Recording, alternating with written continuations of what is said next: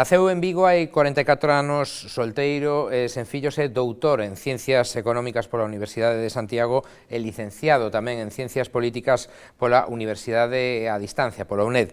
Foi vicedecano da Facultade de Compostela de Políticas entre 2006 e 2009 e é profesor nela e secretario de Departamento, profesor tamén de xornalismo na Universidade do Campus da Capital Galega. Don Miguel Anxo Bastos, boas noites. Boas noites, Pablo. E benvido. Gracias a vos por invitarme. Pasada mañá, venres, remata a campaña electoral, malia que a verdade é que os cidadáns semella que non se deron moita conta de que estábamos en campaña. Eu mismo que digamos que vivo moito tema, non me decatei, precisamente porque houve noticias que solaparon moito. Pero eso é bo ou é malo? Pois eu creo que é malo, claro, porque hai noticias moi graves que solapan o debate que debe haber sobre os 4 anos, toda a crise da débeda que afectou a Italia ou a Grecia, ou incluso acontecimentos internacionais, por exemplo, todas as crisis europeas, solaparon moitísimo a Grecia e demais. Grecia, sí, solaparon moitísimo a campaña, pois, xa casi non se ve en clave nacional, sino como vas a responder aos desafíos da débeda, incluso se aparenta que o novo goberno vai nacer hipotecado por ese tipo de lastres. Pero, en calquera caso, no que se refire á campaña electoral, propiamente, se fora música sería, que sei, unha sinfonía desafinada? Sí, unha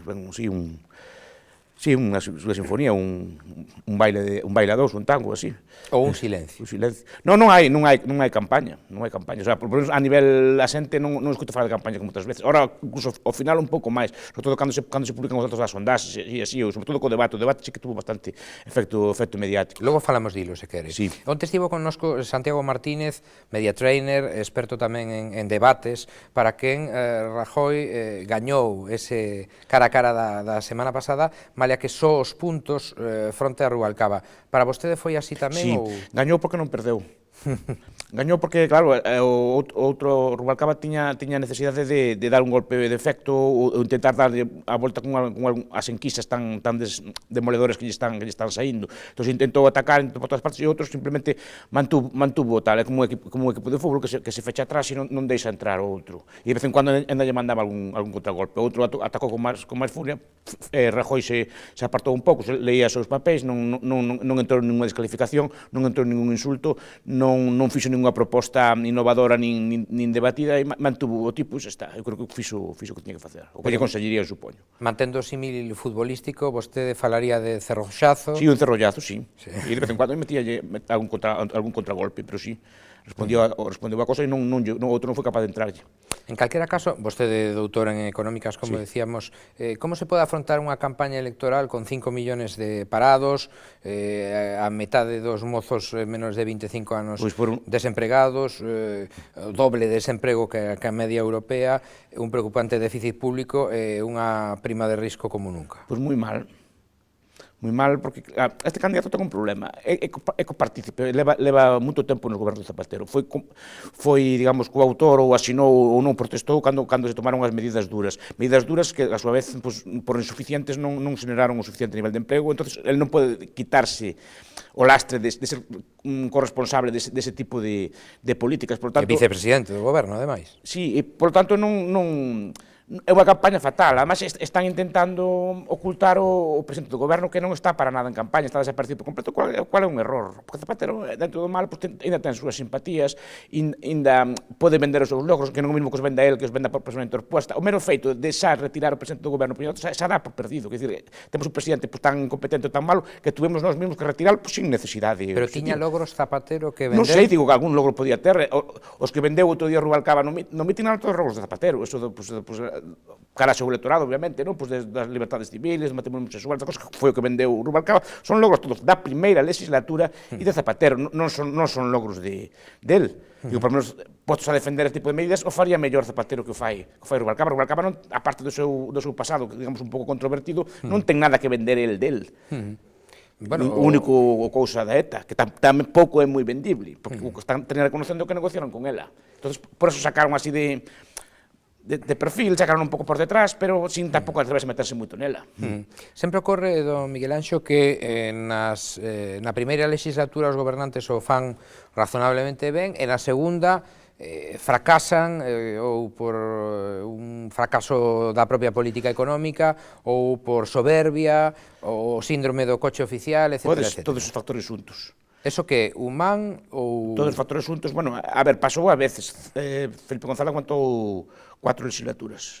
A segunda ainda estaba moi potente, tiña moita forza electoral, de feito a terceira elección tamén a ganou por maioría absoluta. Nese caso a terceira, a partir da terceira. Depende como fagas. Creo que no caso de Aznar o que lle fastidiou, o que lle perjudicou, foi o caso de non repetir. Os presidentes que non repiten está moi mal, sei que é popular decir estas cosas, os presidentes que non repiten tenen que ser presidentes irresponsables. Porque ou non ter que pasar un suficiente historia, fan, digamos, literalmente o que lle dá a gana. Entonces non atenden a necesidade da xente, sino que atenden a necesidade de pasar a historia ou a necesidade de deixar un legado grande, e moitas veces se equivocan nese tipo de cosas. E a soberbia, nese caso, que perden. Creo que, na miña modesta opinión, que foi que pasou a andar na segunda legislatura. Que pensan máis neles como personaxes históricos xa. Exacto. É dicir, non atenden a cosas. Creo que algún dos erros que cometou Aznar na segunda legislatura, se tuviera que repetir, non os teria cometido.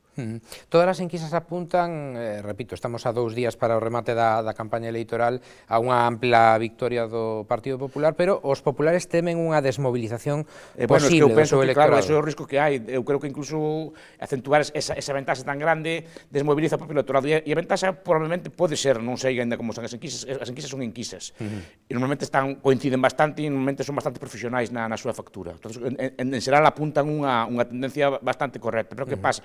Pode haber algúns erros de sesgo. Ou agora pasa que o votante oculto é o votante do PSOE. Antiguamente, por exemplo, as enquisas infravaloraban o PP. Por exemplo, as enquisas nas eleccións galegas sempre non había casi unha enquisa que lle dera a maioría absoluta ao PP que levou. Sempre lle daban 36, 37, pero claro, porque o votante do PP hasta o momento estaba oculto. Agora o que está oculto é o votante do PSOE. Se ve incluso a nivel popular. Esa é unha novidade. É unha novidade, sí, porque normalmente quen estaba orgulloso do voto do PSOE, quen o tiña calado, que non o decía, era do PP. E agora pasa, hai unhas, digamos que hai un voto oculto deso. Despois tamén hai efectos técnicos, o recordo do voto do PSOE está como inflado. Pois agora que di vostede, verdade que é difícil encontrar nunha cafetería ou na rúa a xente dicindo, eu son de Zapatero. Si, a mí me gusta ir polos bares para ver o que di a xente. As enquisas están ben, pero me gusta oír o que di a xente, bueno, a xente que non está moi politizado, a xente que non ten, para pulsar o rum-rum. Para pulsar o rum-rum. E agora veo que a xente do PP está crecida e os que son do PSOE, que conozco que son do PSOE, despois do meu barrio, así, pues están como calados, non abren a boca, todos non reproches contra eles. Xente que antes estaba calada, pois agora se lles fala en alto e reprochalles cousas así, pero escuto todos os días. E iso é un bo indicador, pero tamén un indicador de que hai un voto oculto, PSOE que non aflora. En todo caso, e iso pode afectar as enquisas. Pode afectar as enquisas, pode haber un sesgo, etc. Pero vostede pensa que podería producirse tal volco deses sondeos para que gane o Partido Socialista? Sería difícil. Pero digo, igual, non estou falando de futuro, de logo, as enquisas predicen o pasado, non o que vai pasar dentro dunha semana, non sabemos o que pode pasar, supoño que non pasará gran cousa, pero en principio é moi difícil a estas alturas darlle unha volta a isto. Ahora, que a distancia pode ser menor tamén mo creo. Que a distancia pode ser menor tamén mo creo. Vostede que pensa que o voto das persoas que antes depositaron a súa papeleta ao Partido Socialista e agora xa non están con esa tendencia, pode convertirse en abstención ou derivará en un apoio, que sei eu, a Rosa Díez, a Esquerda Unida, etc. O voto do PSOE pode derivar cara aos partidos que dices ti, ou pode derivar cara ao PP, pode derivar cara a abstención, que non se sabe. Pero vostede pensa que a abstención será elevada? Non ten por qué. Non, que isto tamén é un impredecible. Depende tamén do tempo, depende de como precisamente este tipo de diferencias tan abismales que as enquisas pode desmobilizar. A xente dice, total, xa vai ganar igual. Xa oigo moitas veces tamén, non fai falta que vote, ou podo votar outra alternativa, podo votar outro tipo de cousas. E lo digo porque o que parece claro é que o PP loita contra a desmovilización dos seus potenciais votantes. Claro, porque se desmoviliza, non o moviliza. E o señor Rubalcaba e o PSOE loitan contra a abstención. Efectivamente, pero despois que votou cada persona é difícil de saber. Nos facemos despois das eleccións, os profesionais, non eu, pero bueno, os meus compañeros que son profesionais da análise electoral, fan enquisas despois a ver que votou a xente, como moveu o voto, pero é difícil de saber. É difícil de saber. Sabemos que hai corrimientos de votos, pero non sabemos exactamente persona a persona a que se debeu. Porque hai moitos o chamado trasvase. Si, pero hai votos, por exemplo, pensen que hai 1,5 millón de votos novos. Pensen que en 4 anos hubo 1,5 millón de falecimentos. É dicir, que hai moito voto que cambia pola propia dinámica electoral. Hai xente nacionalizada nova. Cambia a masa electoral. Cambia a masa electoral, non de elección a elección, pero cabo de 3 ou ou 4 eleccións cambia sustancialmente, non vais a pensar que o seu electorado ahora é igual que fai 12 anos, por exemplo. Cambiou demográficamente muitísimo. O candidato Rubalcaba e o PSOE tentaron instrumentalizar eleitoralmente, se ve que con nulo éxito, o movimento 15M. Era un intento a desesperada do PSOE, non tiña onde agarrarse ou... É un intento desesperado, pero además o 15M é un voto que o PSOE lle fai moito daño, porque ese voto que se desmoviliza, ou que chama a atención, que chama polo outro tipo de votos, é o voto del. E ademais o deixa sin sustento, sin anclaxe ideolóxico pola esquerda. E o PSOE pode perder moitos votos pola esquerda. Sobre todo polas medidas duras que tomou. E non gana ningún pola dereita. Vostede que pensa dese movimento do 15M, dos famosos indignados? A ver, non teño favor nin en contra, son movimentos que en estudia de historia sabe que son movimentos que se dan normalmente en Estados Unidos, primero que se dan a nivel mundial, non é un fenómeno español. Vemos que en Estados Unidos ainda se dá incluso con maior virulencia, con maior tamaño, maior magnitude que aquí. Son fenómenos que se dan nas depresións. Nos anos 30 tamén había fenómenos semellantes, pois de masas, había marchas, había unhas famosas marchas contra Washington para pedir empleo, marchas que xa xente que iba camiñando de toda América a confluir na capital para manifestarse ali, movimentos de todo tipo, casi milenaristas, que querían refacer o mundo de novo, etc. O carecer dun artellamento institucional, dun artellamento partidario, dunha estrutura organizativa, momentos se disolvense. Digo porque tamén é un... Creo que lle pode pasar a este tamén. A xente que participa nesas protestas do 15M, etc., xa é un conglomerado tremendamente variopinto. Moi disímil, porque hai... De idades, de clases sociais, de parados, de traballadores... As demandas son disímiles, pois hai xente moderada, hai xente... Bueno, hai todo tipo tamén de organizacións oportunistas que intentan sacar proveito deso e intentar mobilizalos, que fracasan, porque, o 15M ten éxito, en principio, porque se presenta como unha partidista, como un movimento, porque representa, digamos, a sociedade civil non representada polos partidos. No momento que se articule, pues ganaría en forza, ganaría en capacidade mediática, pero non... Se convertiría nunha especie de partido máis. Unha especie de partido máis, ou unha base dunha plataforma nova. Moitos pensamos que en canto o PP gaña as eleccións, se produce a chamada progresía, ou os que se arrogan o progreso, porque tamén ten a súa gracia, empezarán a organizar movilizacións de novo contra o goberno de Mariano Rajoy, malia que sea porque diga bos días, vamos. Non o teña dúbida, mire, un dos problemas que pode ter o PP para min é o seguinte: por un lado, non quere facer explícito o programa electoral duro, que seguramente tendrá que levar a cabo un conjunto de políticas duras, non que levar a cabo porque aprendendo da experiencia de Cameron en Inglaterra, que perdeu por facer explícito ese programa. Por ser demasiado sincero. Demasiado sincero, perdeu varios millóns de votos e perdeu a maioría absoluta con eso, e tuvo que patar despois cos liberaldemócratas. Pero Rajoy está xogando contra, está xogando incluso se fixan hasta lle pasou casi pola esquerda a Rubalcaba outro día. Se fixan, o que lle reprochaba a Rubalcaba era recortar demasiado, casi o que recortou as pensións, que non recortaría as pensións, que el non quiso entrar no tema do subsidio de desempleo, por menos non quiso afirmar que iba a recortar, non se posicionou para nada como ese neoliberal salvaxe que o pinta. O problema é que, cando teña que levar esas medidas a cabo, como non as prometeu, sí que se vai botar a xente á rúa, porque probablemente moita xente diga, pois isto non é o que dicía antes, ou por menos non dixo que iba a facer este tipo de cousas. Podía ser máis pedagóxico, aonde que perdera votos, decir, mira, vou facer isto, e sancionar eso como unha especie de contrato, que a xente sepa o que vai a toparse. Pero, en calquera caso... Eu creo que a xente entendería. Os grupos chamados progresistas sairán á rúa de todos os xeitos... Pero non o mesmo salir dicindo, mira... Volverán os sindicatos que fixeron esa pantomima de folga xeral con Zapatero á rúa, aínda que haxa menos parados. E esperemos que non salgan antes incluso de tomar posesión como salieron en Galicia. Pero digo que é un caso sin parangón. Si se vendera como decir, mira, vamos facer isto, un contrato duro e vai ser duro, como prometeu Churchill, sangue, sudor e lágrimas, despois prometendo así, temos que sufrir, etc. Eu creo que a xente neste momento entendería.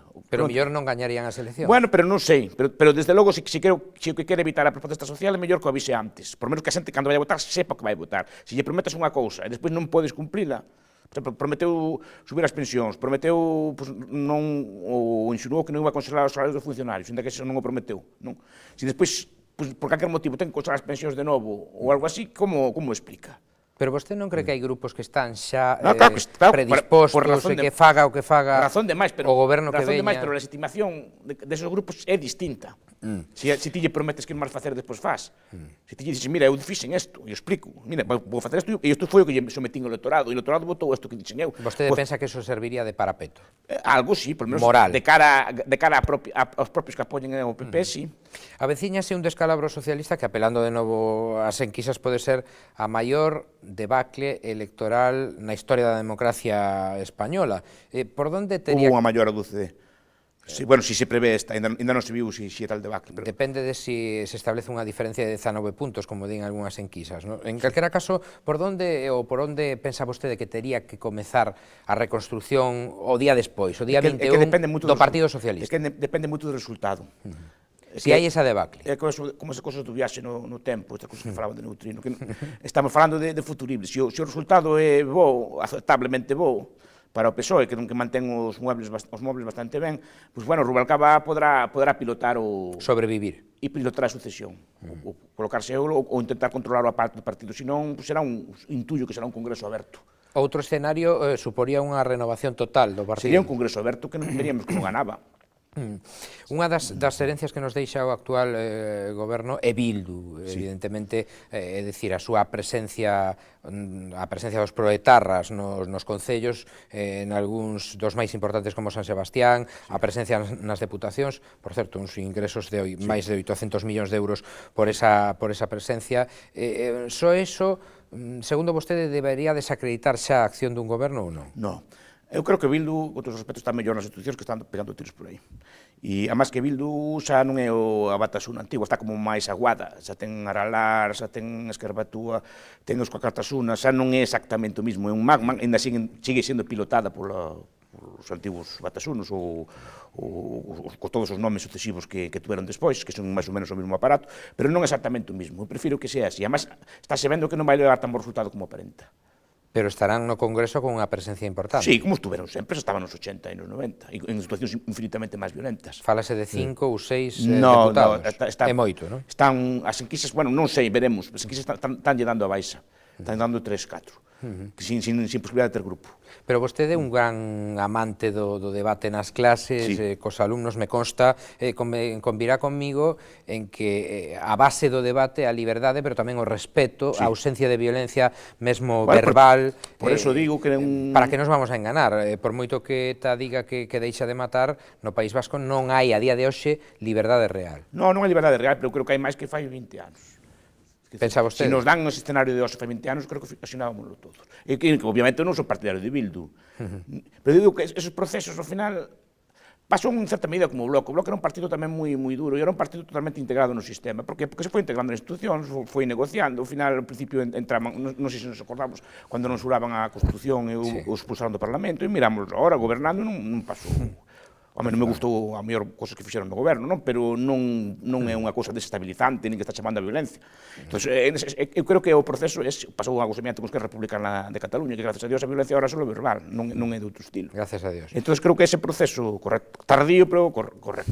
E normalmente nos casos, por desgracia, hai que dar unha salida. Por certo, no cara a cara da pasada semana, os candidatos pasaron, non é que pasaran de puntiñas, pasaron directamente do tema dun dos asuntos que está en boca de todos os cidadáns, a corrupción. Sí, porque creo que teñen os dous, serían toma e daca. Ambos partidos teñen un co caso Gürtel, outro co caso Campeón, está que decir, non creo que pactaron eso. Senón, ainda por riba, desprestixiarían máis a clase política, se empezaran a enzarzarse nese tipo de cousas, en que ten máis deste tipo de cousas. Por desgracia, a corrupción é algo... Generalizado. Generalizado non, pero é difícil erradicalo de todo. Existen países como Inglaterra, existen países como Francia, quer dizer, non Estados Unidos sempre se ve que dimiten políticos por ese tipo de cousas, non... É un mal menor, pero é un mal que teñen os gobernos en xeral e as democracias en particular. É difícil erradicalo de todo.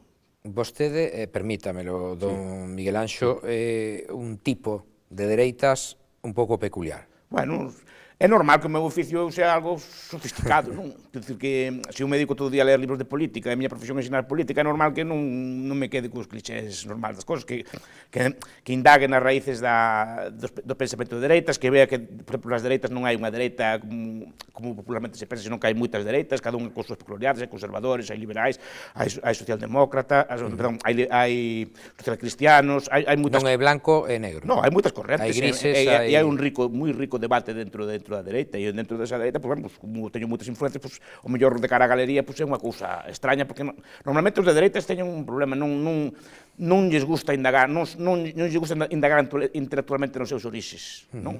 É un tipo de dereitas máis ben como algo pragmático, pero a diferencia que en boa medida da esquerda non hai un referente intelectual. Moitas veces digo, por exemplo, que de esquerdas ou nacionalismo hai varias editoriais, por exemplo, pero non hai editoriais que unha ou dúas, pero a nivel galego ninguna, e a nivel español poucas editoriais que editen libros deste Semella que iso pode cambiar ou está cambiando tamén, polo menos no plano mediático. Mediático sí, pero digo a nivel xa máis profundo. Os medios difunden e os medios son moi eficaces para atacar políticas concretas, pero non para entrar nas raíces. Você de editorial, cultural, etc. O decía por outro día no debate de Rajoy. Rajoy veía, por exemplo, que o seu discurso no fondo é o discurso do PSOE, só que é un pouco matizado, non hai un discurso alternativo. É un discurso, bueno, pues eu vou gastar menos que ti, pero non vou a cambiar sustancialmente. Meus valores son os mismos. Pois estado de bienestar, pensiones e cosas por estilo, non hai un cuestionamento de se esas cosas son pertinentes ou non, sino que é unha especie de debate a ver un poquinho máis, un poquinho menos, pero non hai un cuestionamento de fondo. Volvendo a vostede xa a última, que se considera, nese abano de cores que dicía vostede que hai no mapa político, que se considera vostede máis? Un provocador, un axitador dos mozos para o debate? A mí, eu busco normalmente argumentos extremos. A mí nas clases me gusta que haya debate. Se busco un argumento plano, pois non hai debate. Entón, normalmente levo os argumentos ao extremo para que a xente debata e tamén para que vea que hai visións alternativas, pero que as vea de forma extrema, non que se durma, sino que vea que pode haber debate e razonado sobre cousas, en principio, intocables. A vostede gustaballe a película O Clube dos Poetas Mortos, non? Sí, buena vina, sí. Ese tipo de profesor. Pois non sei se é ese meu modelo, pero non sei. É que non me veo a mí mismo, eu actúo como boamente poido, non é un esquema deliberado de facer isto, son eu así tamén. De buscar este cosa. Me gusta moito a retranca, que é unha cosa que os galegos perderon. Ao mellor se me malentende, porque ao mellor digo cousas moi un pouco bárbaras, pero creo que co xesto a suavizo, co tono da voz, se ve que estou falando de broma, porque claro, se non me ven ou me escuitan así ou me ven escrito, sí que pode parecer moito máis radical. E, de feito, creo que nunca tuve problemas dese estilo de xente na clase, así, que normalmente levo hasta incluso boas cualificacións e todo. Pois agardo que os alumnos seus que estiveran vendo a entrevista disfrutaran, tamén ao resto dos espectadores, don Miguel Anxo Bastos, gracias por estar connosco. Gracias a vos, merecidamente, pero bueno, porque non merezco estar aquí, pero bueno. Ata unha vindeira ocasión. Máis interesante que a mí. En absoluto. De luns a xoves, xa saben que teñen unha cita aquí en Popular Televisión Galicia, a eso das 9:30, Nove Acción, que pasen unha boa noite.